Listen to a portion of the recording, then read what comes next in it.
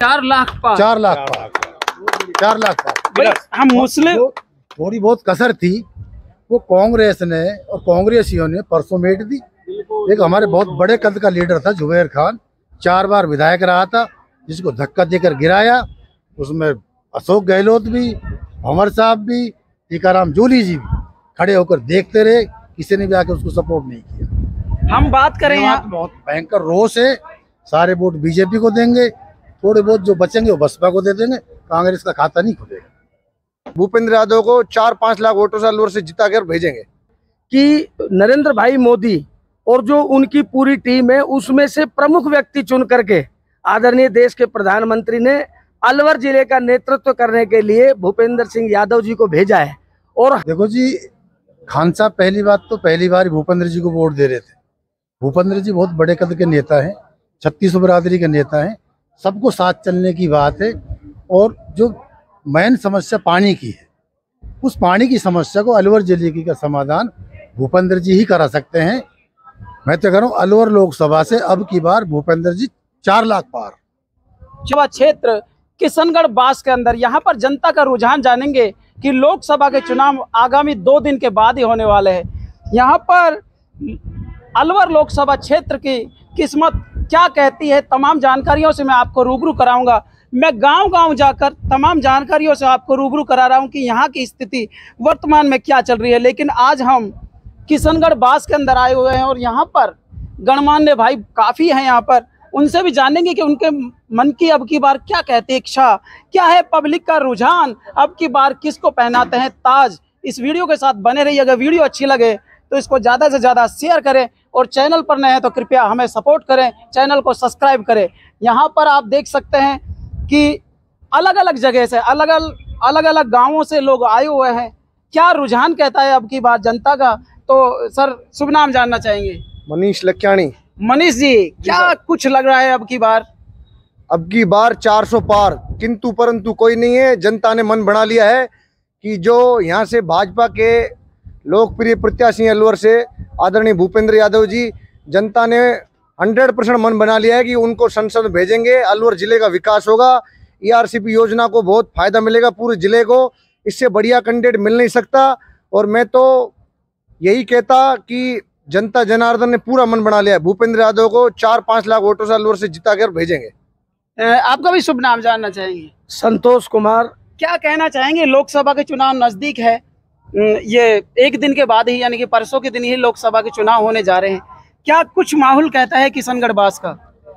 किशनगढ़ बास का माहौल ये कहता है कि किशनगढ़ विधानसभा पहले भी भाजपा की थी, आज भी भाजपा की है, आगे भी भाजपा की रहेगी। क्या ये रिवाज बना रहेगा? कैसे? बिल्कुल रिवाज बना रहेगा, क्योंकि जनता जनार्दन ने अपना मन बना चुका है कि नरेंद्र भाई मोदी और जो उनकी पूरी टीम है उसमें से प्रमुख व्यक्ति चुन करके आदरणीय देश के प्रधानमंत्री ने अलवर जिले का नेतृत्व करने के लिए भूपेंद्र सिंह यादव जी को भेजा है।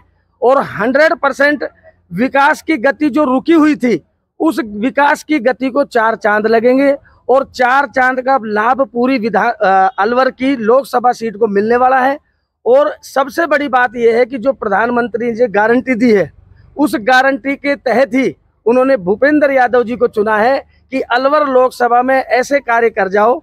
यहाँ की जनता सबसे ज्यादा त्रस्त है पानी से। लेकिन सर हम बात करें, यहाँ पर आप बार बार गारंटी का नाम ले रहे हैं, गारंटी तो कांग्रेस वाले भी दे रहे हैं ना। देखो, कांग्रेस की गारंटी है क्या? उनकी खुद की गारंटी नहीं है। अभी कल परसों का एक मामला है, जब प्रियंका गांधी का रोड शो हो रहा था, उस रोड शो में आदरणीय विधायक बड़े भाई जुबैर खान जी, जो विधायक के पद पे चुने हुए हैं और प्रियंका जी के साथ 3 राज्य के प्रभारी रहे हैं, और प्रभारी रहने के बावजूद भी ऊपर से देखती रही और उसके साथ धक्का मुक्की हुई। ऐसे किस कांग्रेस की बात आप कर रहे हैं, जहां आम कार्यकर्ता की तो बात दूर की, जहां अपने ही पार्टी के विधायक को धक्का देकर बाहर कर दिया रोड शो से। कांग्रेस बिखरी हुई है, कांग्रेस का कहीं नाम नहीं है, कांग्रेस का तो नाम निशान, कांग्रेस मुक्त देश होने वाला है। अब की बार लोकसभा की जब 400 के पार सीट आएंगी, जब आपको पता लग जाएगा पत्रकार महोदय कि क्या है कांग्रेस। भाई इनको तो अभी और भी चर्चा करेंगे। सर अपना भी नाम जानना चाहिए। जयपाल गुजर। जयपाल गुजर कौन से गांव से बिलोंग कर रहे हैं? तरवाला। तरवाला गांव की हम बात करें तो वहां पर क्या कुछ माहौल चल रहा है?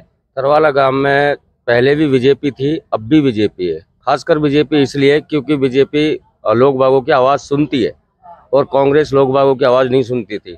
आज से करीबन 25-30 साल पहले मेरा पूरा गांव कांग्रेसी था, बीजेपी का एक वोट नहीं था। और आज की डेट में मेरे गांव में 90% वोट बीजेपी के। कहीं ऐसा तो नहीं है कि चुनावों के टाइम ही हवा हवाई कर रहे हो? नहीं, चुनाव के टाइम नहीं, बाकी टाइम भी बीजेपी को सपोर्ट है, क्योंकि बीजेपी ने लोग गांवों के किसान हैं, किसानों की बात सुनी है। पानी, बिजली, हमारे मेन समस्या पानी की है, तो वो भूपेंद्र जी अपनी टीम से मोदी जी ने यहाँ इसलिए भेजे कि अलवर जिले को पानी से बिल्कुल इतना पर्याप्त पानी मिले तो आदमी कृषि कर सके, पानी पीने योग्य मिल सके। तो अब की बार तो 101% 400 पार जानी ही जानी है। आपका भी शुभ नाम जानना चाहिए। उधर तरवाला से हैं आप। हम तरवाला की हम बात करें तो तरवाला के अंदर सबसे मेन मुद्दा आपका कौन सा है? मेन मुद्दा क्या हमारा तो क्या, पहले कांग्रेस को वोट देते, बीजेपी को 5-10 साल से बीजेपी लगातार हमेशा आगे रह रही है। और आपके भूपेंद्र यादव मैं बात कर रहा हूँ सर जी, मैं मुद्दे की बात कर रहा हूँ कि सबसे बड़ी समस्या कौन सी है? पानी की समस्या है। पानी तो आपको क्या लगता है कि भाई साहब ने जैसा कहा कि भाई बीजेपी सरकार हमारे सारे समस्याओं का सोल्यूशन करेगी, तो क्या लगता है आपको? बीजेपी पानी भी लाएगी, नहर का पानी लाएगी और सारी समस्या दूर कर सकती है। बीजेपी ही कर सकती है और किसी की बस की नहीं। मेरे एक बात समझ में नहीं आ रही, भाई साहब से बात करता हूँ बीजेपी, भाई साहब से बात करता हूँ बीजेपी, आपने भी बीजेपी, कौन सी घूंटी पिलाई है आपको बीजेपी ने? किसी नहीं पिलाई, कोई नहीं पिलाता। क्यों साहब, क्या कहना चाहेंगे? घुट्टी पिलाने की कोई बात नहीं है, हम आंख के अंधे नहीं है, पढ़े लिखे व्यक्ति हैं। सारे देश में जो चर्चा और सारे देश में जो 10 साल का विकास है, प्रत्येक व्यक्ति को समझ में आने लग गया कि विकास के साथ रहना है। महंगाई कोई मुद्दा नहीं है। और मैं आपसे महंगाई की अगर बात करते हो तो एक बात पूछना चाहता हूं पत्रकार महोदय, जिस व्यक्ति का आज से 10 साल पहले का 5 लाख का प्लॉट खरीदा, वो आज 50 लाख का बेचना चाहता है। लेकिन अगर इसको गुणात्मक दृष्टि से अपन देखते हैं तो जब 2014 में भारतीय जनता पार्टी की सरकार नरेंद्र मोदी भाई के नेतृत्व में बनी थी, उस समय 36 रुपये लीटर डीजल था। आज मान लो अपन बात करते हैं 90 रुपए के आसपास की, 3 गुना हो गए। प्रॉपर्टी के दाम बढ़ते हैं 10 गुना, डीजल पेट्रोल बढ़ता है 3 गुना। कितनी होनी चाहिए आपके प्रॉपर्टी के पैसे? 3 गुना करते तो 5 या 15। कहीं कोई महंगाई नहीं है, युवा बिल्कुल रोजगार मिलता है। सबसे बड़ी गारंटी क्या है मैं आपको बताना चाहता हूँ, देश सुरक्षित, हर आदमी सुरक्षित, किसी प्रकार का पूरा देश में भय नहीं है। आराम से व्यापारी अपना व्यापार कर रहा है, किसान अपना जमींदारा कर रहा है, और जो आम व्यक्ति की जो सुनाई होती है वो आदरणीय नरेंद्र भाई को पता है कि किस चीज की आवश्यकता किस व्यक्ति को है, उसी व्यक्ति के हिसाब से वो देश में पूरे में विकास की गंगा बहा रखी है। और भी हम चर्चा कर लेते हैं। नमस्कार साहब, ये भी हम जानना चाहेंगे कि अगर हम कांग्रेस की तरफ देखें तो भाई ललित यादव है, और बीजेपी की तरफ देखें तो भाई भाजपा से जो कि मंत्री रह चुके हैं, तो क्या कुछ ऐसा समीकरण बैठेगा कि भाई यादवों के दो हिस्सों में वोट बटे? नहीं, यादव भारतीय जनता पार्टी को वोट करेगा और हमेशा भारतीय जनता पार्टी को वोट करता आया है। नरेंद्र भाई मोदी को वोट करेगा। अगर हम बात करें आपके विलेज की, तो आपके विलेज के अंदर क्या स्थिति बनी हुई है लोकसभा चुनाव की? हमारे विलेज में भारतीय जनता पार्टी की विजय होगी, भारतीय जनता पार्टी को वोट मिलेंगे। और भी मेरे साथ में यहाँ पर गणमान्य बंधु मौजूद है। वकील साहब नमस्कार, शुभ नाम जानना चाहेंगे? शेर मोहम्मद जी। तो खान साहब हैं आप? जी जी। अगर हम खान साहबों की तरफ रुख करें तो क्या कुछ माहौल कहता है खान साहबों का? देखो जी, खान साहब पहली बार भूपेंद्र जी को वोट दे रहे थे। भूपेंद्र जी बहुत बड़े कद के नेता हैं, 36 बिरादरी के नेता हैं, सबको साथ चलने की बात है। और जो मेन समस्या पानी की है, उस पानी की समस्या को अलवर जिले की का समाधान भूपेंद्र जी ही करा सकते हैं। मैं तो कह रहा हूँ अलवर लोकसभा से अब की बार भूपेंद्र जी 4 लाख पार। 4 लाख पार। 4 लाख पार। 4 लाख पार। हम मुस्लिम थोड़ी बहुत कसर थी वो कांग्रेस ने और कांग्रेसियों ने परसों मेट दी। एक हमारे बहुत बड़े कद का लीडर था जुबैर खान, 4 बार विधायक रहा था, जिसको धक्का देकर गिराया। उसमें अशोक गहलोत भी, भंवर साहब भी, टीकाराम जूली जी भी खड़े होकर देखते रहे, किसी ने भी आके उसको सपोर्ट नहीं किया। हम बात करें यहाँ बहुत भयंकर रोष है, सारे वोट बीजेपी को देंगे, थोड़े बहुत जो बचेंगे वो बसपा को दे देंगे, कांग्रेस का खाता नहीं खुलेगा। कांग्रेस का खाता नहीं खुलेगा। यहाँ पर और चर्चा कर लेते हैं, यहाँ का क्या कुछ कहता है समीकरण। तमाम जानकारियों से मैं आपको अपडेट करा रहा हूँ। अगर जो वीडियो अच्छी लग रही हो तो इसको ज़्यादा से ज़्यादा शेयर करें, लोगों तक पहुँचाए, ताकि यहाँ का भी समीकरण सभी को पता चल सके क्या कुछ चल रहा है यहाँ का माहौल। नमस्कार भैया। नमस्कार जी। शुभ नाम जानना चाहेंगे अपना? हीरानंद। हीरानंद जी। हाँ जी। तो आप सिंधी हैं। हाँ जी, अगर हम सिंधी समुदाय की बात करें तो क्या कुछ रुख कहता है अब की बात? देखिए, जो सिंधी समाज है वो पहले से बीजेपी का था, है और आगे रहेगा। शुरू मतलब 100% की 100% सिंधी समाज बीजेपी का समर्थक है। कारण तो बताइए आप। कारण क्या है? विकास है। दुनिया मोदी को देखती है, जिस तरह मोदी ने जो विकास किए हैं शायद ही कोई व्यक्ति नहीं कर सकता। मोदी की गारंटी ही सबसे बड़ी बात है। हम बात करें साहब इधर ललित यादव, तो ललित यादव भी तो युवा नेता है, वो भी तो ताल ठोक के कह रहा है। देखो, मैं आपसे पत्रकार महोदय एक निवेदन करना चाहता हूं कि युवा होना अपने आप में बहुत गौरव की बात है। वो युवा है, मैं भाई है, हमारा छोटा भाई है, हम भी उसका सम्मान करते हैं। पार्टी अपनी जगह होती है, पार्टी पॉलिटिक्स, उनको कांग्रेस ने टिकट दिया है, वो चुनाव लड़ रहे हैं। लेकिन कारण क्या है कि युवा होना और एक कद पार्टी में, और वो भी सेंट्रल गवर्नमेंट में, जिस आदमी के पास आज की तारीख में वो केंद्र में मंत्री हैं और वो यहाँ उनके सामने चुनाव लड़ रहे हैं। मैं समझता हूँ कि ललित यादव जी का और आदरणीय भूपेंद्र यादव जी के कद की, अगर राजनीतिक कद की बात करते हैं तो बहुत ज़्यादा अंतर है। उनके पास इतना अनुभव है जितना शायद उनका राजनीतिक जीवन भी नहीं है।